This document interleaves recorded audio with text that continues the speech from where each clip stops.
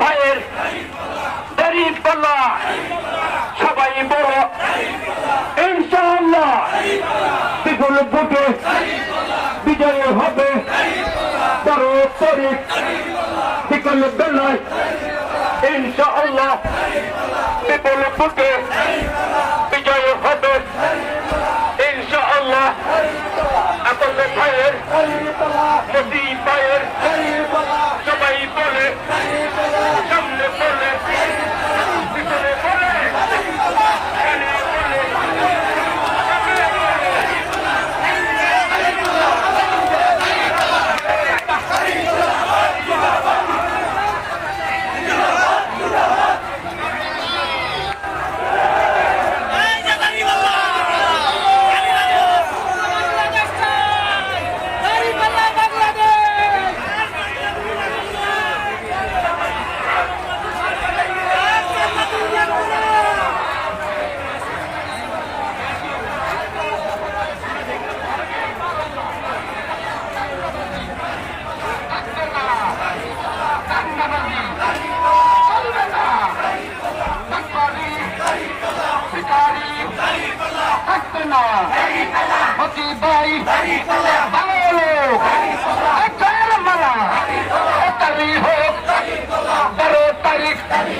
সন্ধ্যাবেলা দেখাই যাও সন্ধ্যা বলতে দেখাই যাও মাথা খারাপ হয়ে গেছে মাঝে মাঝে হুমকি দেয় আমরা তো ভাই হুমকি দমকি চিনি না বুঝি না দরকার পড়লে সংগ্রাম হবে জাহাজ হবে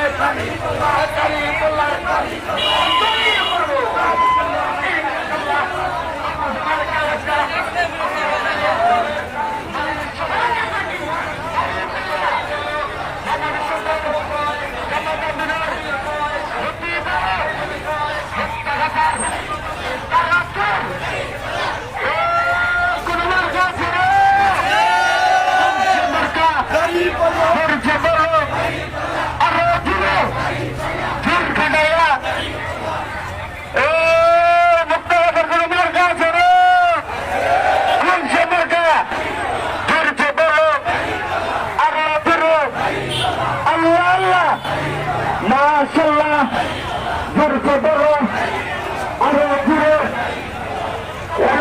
বড় মার্কা পাইছি রে কি মার্কা আরো ঘুরে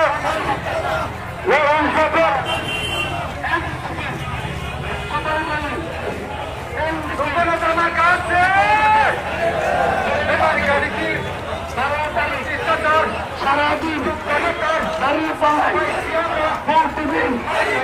ভোটে দেব হাসিয়া দাঁড়িয়ে পাল্লা দেখি না আমার কাছে সবাই বলি একসাথে তাও হলো না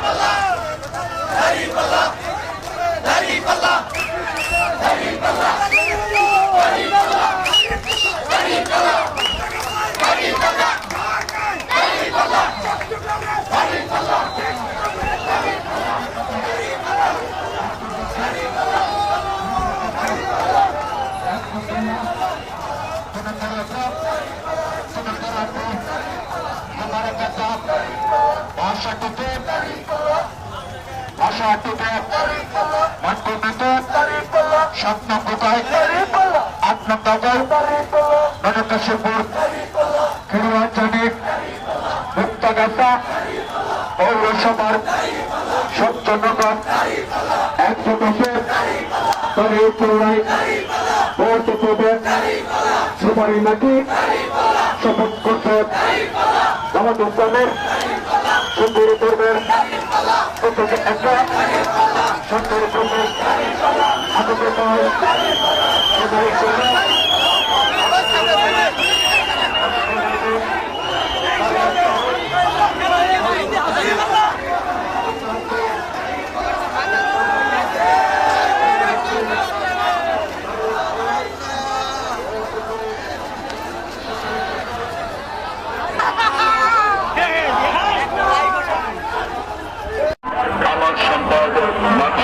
আমার ভালোবাসা